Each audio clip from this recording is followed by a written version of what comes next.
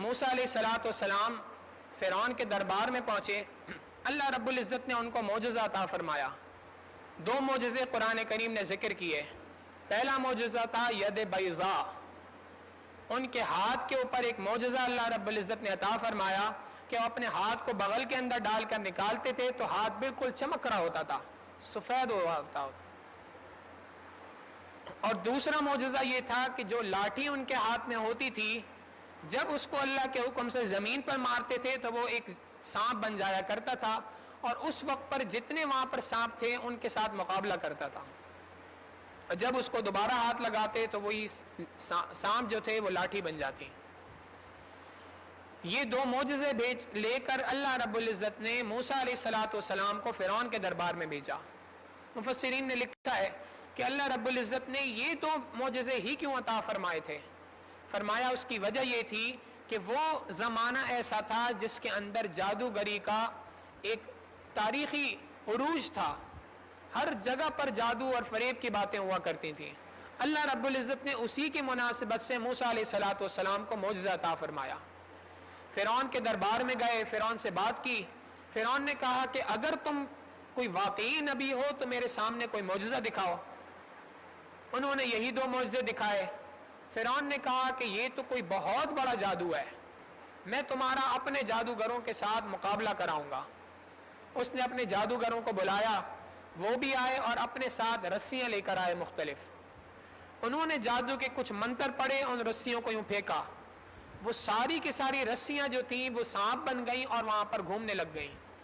اللہ رب العزت نے موسیٰ علیہ السلام سے فرمایا، اے میرے پیارے موسیٰ علیہ السلام، آپ بھی اپنے عصا کو زمین پر ڈالیے۔ موسیٰ علیہ السلام نے عصا کو زمین پر ڈالا۔ اس عصے نے نہ صرف یہ کہ وہ سانپ بن گیا بلکہ تمام سانپوں کو اس نے کھا لیا۔ اب موسیٰ علیہ السلام نے دوبارہ اس کو ہاتھ لگایا تو وہی سانپ جو تھا وہ لاٹھی بن گیا۔ اتنے سانپوں کو کھانے کے باوجود اس کا نہ تو کوئی پیٹ نکلا، نہ کوئی اس کے اندر کوئی موٹائی کے اندر فرق آیا۔ جتنے بھی وہاں پر جادوگر موجود تھے وہ سمجھ گئے کہ یہ جادو نہیں ہے، اگر جادو ہوتا تو ہم اس کا مقابلہ کر سکتے تھے۔ وہ سارے کے سارے فوراً اسی وقت پر سجدے کے اندر گر گئے اور انہوں نے کہا، رب آمنا برب العالمین رب موسیٰ و ہارون، ہم ایمان لائے دونوں جہانوں کے پروردگار کے اوپر جو موسیٰ اور ہارون علیہ السلام کا بھی رب ہے۔ جب یہ بات ہوئی تو فرعون کو بڑا غصہ آیا کہ تمہیں اگر ایمان لانا بھی تھا تو مجھ سے تو کم از کم پوچھتے، میں تمہیں یہاں پہ لے کے آیا تھا نا۔ تو اس نے آگے سے کہا، لَأُقَطِّعَنَّ أَيْدِيَكُمْ وَأَرْجُلَكُمْ مِنْ خِلَافٍ ثُمَّ لَأُصَلِّبَنَّكُمْ أَجْمَعِينَ، میں تمہارے ہاتھ اور پاؤں کو مختلف سمتوں سے کاٹ دوں گا، یعنی سیدھا ہاتھ اور الٹا پاؤں، یا الٹا ہاتھ اور سیدھا پاؤں کاٹ دوں گا، پھر تمہیں سولی پر لٹکا دوں گا، یعنی سخت ترین سزا تمہیں دوں گا۔ انہوں نے آگے سے کہا کہ تم جو کر سکتے ہو کر لو، ہم موسیٰ علیہ السلام اور ہارون علیہ السلام کے رب کے اوپر ایمان لا چکے ہیں، ایمان ہمارے دلوں میں راسخ ہو چکا ہے، اب تم جو چاہے کرو ہمارے ساتھ۔ پھر اللہ رب العزت نے موسیٰ علیہ السلام کو حکم دیا کہ آپ ان جادوگروں کو اور اپنی امت کو لیجئے اور یہاں سے نکلیے۔ موسیٰ علیہ السلام ان تمام اپنی امتوں کو لے کر وہاں سے نکلے۔ امتی سارے موسیٰ علیہ السلام کے ساتھ تھے۔ سمندر کو انہوں نے پار کیا اور دوسری طرف پہنچے۔ فرعون کا معاملہ یہ تھا کہ وہ جب سمندر کے پاس پہنچا، اس نے دیکھا سمندر میں راستے بنے ہوئے اور موسیٰ اور ان کی قوم جو ہے وہ اس راستوں سے جا رہی ہے۔ اس نے بھی وہاں سے آگے گزرنے کا فیصلہ کیا۔ جب وہ آگے سمندر کے اندر گیا، اللہ رب العزت نے سمندر کو حکم فرمایا کہ تم فرعون کو غرق کر دو۔ اب جب سمندر آپس میں ملا اور فرعون غرق ہونے لگا، اس نے اس وقت پہ کہا، آمنت انہ لا الہ الا الذی آمنت بہ بنو اسرائیل وانا من المسلمین، میں ایمان لاتا ہوں اس بات پر کہ اللہ کے سوا کوئی معبود نہیں، جو الہ ہے، جو معبود ہے بنی اسرائیل کا، اور میں فرما بردار ہوتا ہوں اس پروردگار کا۔ اللہ تعالیٰ نے فرمایا، آن اب تو ایمان لے کے آتا ہے، وقد عصیت قبل، تم تو اس سے پہلے نافرمانی کرتے تھے، وکنت من المفسدین، اور تم تو فساد مچانے والوں میں سے تھے۔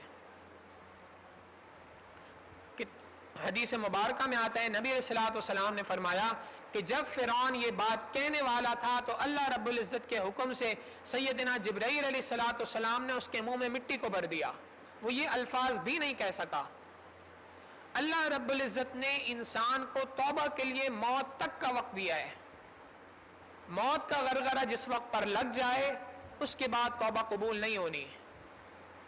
اس واقعے سے سبق ملتا ہے کہ ہمیں اپنی زندگیوں کے اندر توبہ کرنی چاہیے، یہ بات نہیں سوچنی چاہیے کہ میں کل توبہ کر لوں گا۔ امام غزالی رحمت اللہ علیہ دو باتیں بڑی عجیب فرمایا کرتے تھے۔ ایک فرماتے تھے اے دوست تجھے کیا معلوم، اے دوست تجھے کیا معلوم جس کپڑے سے تجھے کفن دینا ہے وہ کپڑا بازار میں آ چکا ہو، ہمیں تو نہیں معلوم اس بارے میں۔ اور دوسری بات فرمایا کرتے تھے اے دوست قبرستان ان نوجوانوں سے بھرے پڑے ہیں جنہوں نے کل توبہ کرنی تھی، اے دوست قبرستان ان نوجوانوں سے بھرے پڑے ہیں جنہوں نے کل توبہ کرنی تھی۔ انسان سوچتا ہے میں کل توبہ کر لوں گا، پرسوں کر لوں گا، اللہ رب العزت کی طرف سے فیصلہ کب آ جائے۔ ابن عطاء اللہ اسکندری رحمت اللہ علیہ ایک بہت بڑے بزرگ ہیں، اللہ رب العزت نے ان کی زبان سے علم اور حکمت کے موتی بہا دیے۔ یوں کہا جائے تو غلط نہیں ہوگا کہ اس امت کے وہ سیدنا لقمان علیہ السلام تھے۔ انہوں نے ایک بات فرمائی، وہ فرمایا کرتے تھے اے دوست تیرا توبہ کی امید پر زندگی گزارتے رہنا، اے دوست تیرا توبہ کی امید پر زندگی کو گزارتے رہنا اور زندگی کی امید پر توبہ کو مؤخر کرتے رہنا تیرے عقل کے چراغ کے گل ہونے کی دلیل ہے۔ انسان جو یہ بات سوچ رہا ہے کہ میں کل توبہ کر لوں گا، اس کو تو نہیں پتا کہ کل توبہ کا وقت آئے گا بھی اس کے زندگی میں کہ نہیں آئے گا۔ ہم نے اور آپ نے کتنے لوگوں کے جنازے ایسے اٹھائے جو بالکل ٹھیک ٹھاک تھے، جن کا کچھ بظاہر لگتا ہے ایسا کچھ نہیں تھا۔ تو اس واقعے سے یہ سبق بھی ملتا ہے کہ انسان کو ہر وقت اللہ رب العزت سے توبہ کرنی چاہیے۔ ہمارے مشائخ نے فرمایا صبح توبہ شام توبہ لب پہ میرے مدام توبہ، صبح توبہ شام توبہ لب پہ میرے مدام توبہ، بے اثر ہو یا با اثر ہو اپنے کرنے کا کام توبہ۔ انسان کا کام یہی ہے کہ صبح شام اللہ رب العزت سے معافی مانگتا رہے، اللہ رب العزت سے توبہ کرتا رہے۔ ہم تو کیا چیز ہیں، نبی علیہ الصلوۃ والسلام اپنے بارے میں فرماتے ہیں کہ میں دن میں 70 بار اللہ رب العزت سے استغفار کرتا ہوں۔ ہمیں پھر کتنی مرتبہ اللہ رب العزت سے معافی مانگنی چاہیے۔